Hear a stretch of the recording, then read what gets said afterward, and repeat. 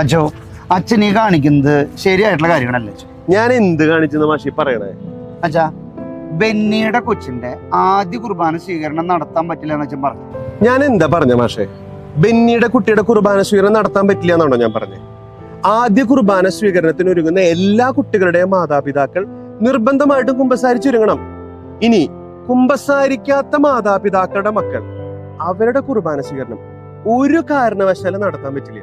അതിപ്പോ ബെന്നിയുടെ കുട്ടിയുടെ ആണെങ്കിലും സണ്ണിയുടെ കുട്ടിയുടെ ആണെങ്കിലും. ഈ കാലഘട്ടത്തിൽ അച്ഛൻ എത്ര സ്ട്രിക്റ്റ് പിടിക്കണം അച്ഛാ? പിന്നെ ആരാ സ്ട്രിക്റ്റ് പിടിക്കേണ്ട മാഷേ? ആ ബെന്നിനെ മാഷ്ക്ക് അറിയാലോ, ദൈവവും ഇല്ല, പള്ളിയില്ല, പട്ടക്കാരില്ലാണ്ട് നടക്കുന്ന ഒരു മനുഷ്യനാണ് അവൻ.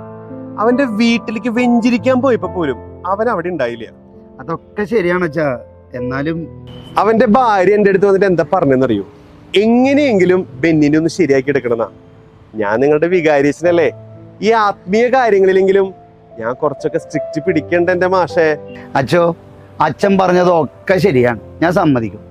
പക്ഷെ ഈ ഒരു കാര്യം ഇടവകയില് വിവാദമാവുന്നുള്ളത് 100% ഉറപ്പാണ് ട്ടാ.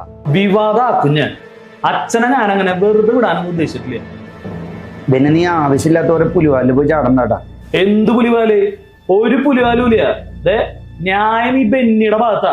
മാഷ് നോക്കിക്കോ, അച്ഛനെ ഞാൻ കോടതിയൊക്കെ ഏച്ചു. കോടതിയോ? നീ എന്തുട്ടൊക്കെ പറയണ പിന്നെ? ഞാൻ പറഞ്ഞാൽ എന്താ തെറ്റ് മാഷേ?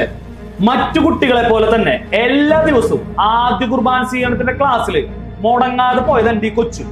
എന്നിട്ട് അവസാന ദിവസം അവളെ പുറത്താക്കി. മാനസികമായിട്ടുള്ള ഒരു പീഡന മാഷത്. മാഷി പോക്സോ എന്ന് കേട്ടിട്ടുണ്ടോ? പോക്സോ കേസ് കൊടുക്കും ഞാൻ. മാഷ, ഞാൻ കുർബാന സ്വീകരിക്കുന്നില്ല. കേട്ടില്ലേ? മാഷ് കേട്ടില്ല എന്റെ മോള് പറഞ്ഞത്? ആ അച്ഛൻ കാരണം എന്റെ മോൾ എത്രമാത്രം വിഷമിക്കുന്നുണ്ടെന്ന് മാഷ് മനസ്സിലായപ്പോ? ഇസുമോള് വിഷമിക്കാണ്ടിരിക്കും. നോക്കിയേ, മാഷ അച്ഛനോട് ഒന്നുകൂടി സംസാരിക്കാം. അച്ഛൻ കാരണല്ല, അപ്പൻ കാരണം ഞാൻ കുർബാന സ്വീകരിക്കാത്ത. എന്താന്ന് മോളിപ്പോ എന്താ പറഞ്ഞേ? അപ്പൻ ഈ ഫംഗ്ഷന് വേണ്ടി എന്തൊക്കെ ചെയ്തു? ഹാള് ബുക്ക് ചെയ്തില്ലേ? റിലേറ്റീവ്സിനൊക്കെ ക്ഷണിച്ചില്ലേ? ഫുഡ് ഏൽപ്പിച്ചില്ലേ? ഫ്രണ്ട്സിന്റെ ഒപ്പം കുടിക്കാനുള്ള സാധനം വരെ അവിടെ വാങ്ങിച്ചു വെച്ചില്ലേ? അപ്പനോടൊന്ന് കുമ്പസാരിക്കാനല്ല അച്ഛൻ പറഞ്ഞുള്ളൂ. ഞാൻ ആദ്യമായിട്ട് ഈശോനെ സ്വീകരിക്കുന്ന ദിവസം എന്റെ ജീവിതത്തിൽ എത്ര പ്രധാനപ്പെട്ടതാണെന്ന് അപ്പൻ അറിയാലോ. അപ്പന് വേണ്ടാത്തൊരു ഈശോനെ എനിക്കും വേണ്ട അപ്പ. അപ്പന് കുമ്പസാരിക്കാൻ പറ്റിയില്ലെങ്കിൽ ഞാൻ കുർബാന സ്വീകരിക്കുന്നില്ല.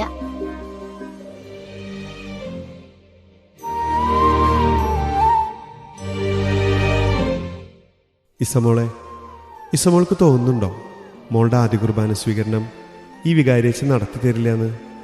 അതൊക്കെ ഭംഗിയായിട്ട് തന്നെ നടക്കും. ബെന്നി, എടാ, കൊച്ചു പറഞ്ഞാലും കാര്യമുണ്ടടാ. ഈ ആദ്യ കുർബാന സ്വീകരണം എന്ന് പറയണതേ ഒരു ഫംഗ്ഷനോ ഇവന്റോ ഒന്നും അല്ല. അതൊരു ആത്മീയമായിട്ടുള്ള കാര്യമാണ്. നീ അതെങ്കിലും ഒന്ന് മനസ്സിലാക്കുക.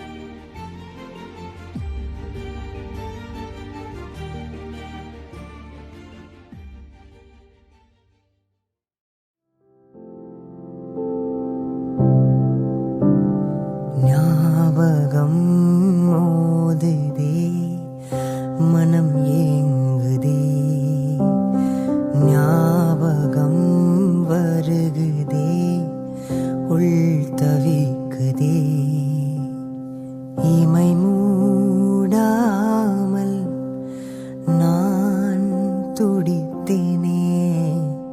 ஞாபகம் மோதுதே, மனம் ஏங்குதே, வாராமல் தாராமல் மனம் எங்கோ போகுதே. வாராமல் தாராமல் மனம் எங்கோ போகுதே. ஞாபகம் மோதுதே, மனம் ஏங்குதே, ஞாபகம் வருகுதே, உள் தவிக்குதே.